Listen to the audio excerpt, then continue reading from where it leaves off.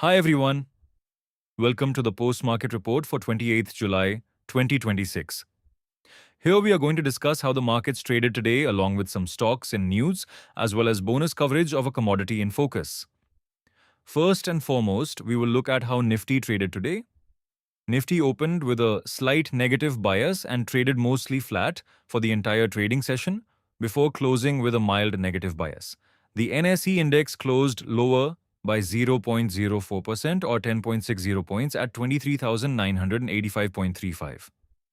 The index traded mostly flat today due to a balance between weak global cues and correction in crude oil prices.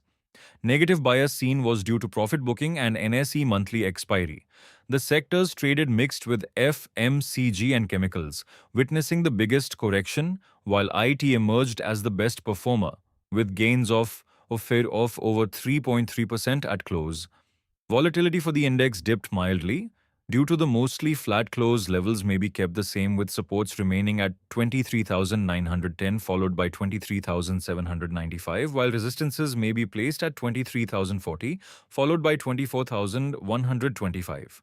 For tomorrow, we may expect Nifty to remain mostly range-bound with a sideways trend as global markets are cautious ahead of the US Fed rate meet. The IT sector may remain in focus, especially if semiconductor stocks fall further.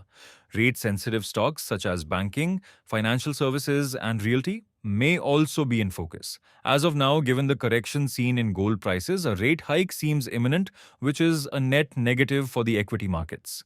Nifty may witness positive momentum strengthen above 24,215, while a break below 23,520 could result in negative momentum intensifying. Next, let us take a view of how Sensex traded.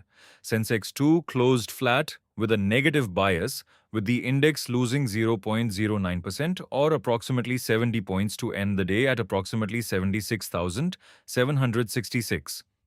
Levels for Sensex may be kept the same as well, with supports remaining at 76,630, followed by 76,380, while resistances may be placed at 77,000, followed by 77,320. Sensex may become bullish above 77,745, while a break below 75,800 could make the index bearish. Now, we will take a look at the moves seen in crude oil. Crude oil prices have continued trading with a negative bias as it heads towards lower levels amid relative peace in the Middle East. Both the US and Iran have ceased attacks on each other for the time being, which has caused the correction in prices. Volatility for the commodity has dipped by quite a bit. Levels for crude oil may be adjusted downwards once again, with supports now being at 7,700, followed by 7,500, while resistances may be placed at 7,885 followed by 8,100. For today, crude oil prices may be expected to continue its downward momentum for now as the Middle East was relatively calm this week. This calm may be expected to last at least till tomorrow given that the US Fed rate decision is to be announced then, which is highly dependent on inflation numbers in the US. Whether the calm lasts after said announcement still remains to be seen. Traders may therefore continue with their short positions with strict stop losses. The energy counter may become more bullish above 8,280, while a break of 7,500 on the downside may cause bearish momentum to intensify. Finally, let us look at a few stocks in the news today.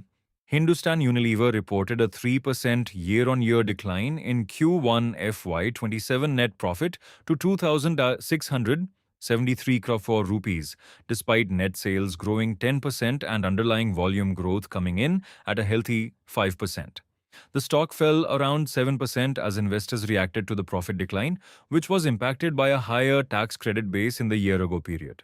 Varun Beverages reported a stronger Q2 CY 2026 performance, with net profit rising 15% to 1,525 crore rupees and revenue increasing 20% to 8,451 crore rupees. The company also announced a 25% interim dividend, but the stock declined nearly 8% after margin contraction tempered investor sentiment despite robust earnings.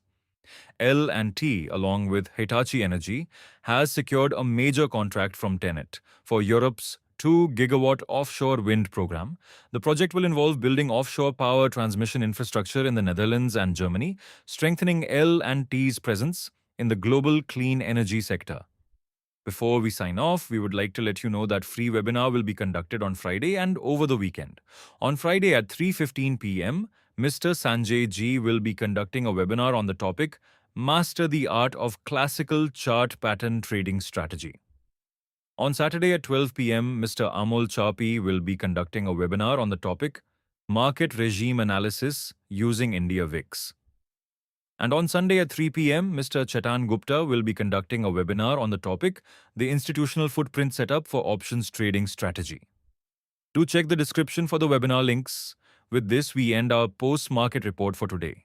Thanks a lot for watching, and as always, do not forget to add a like, share the video and subscribe to our channel for stock market related updates.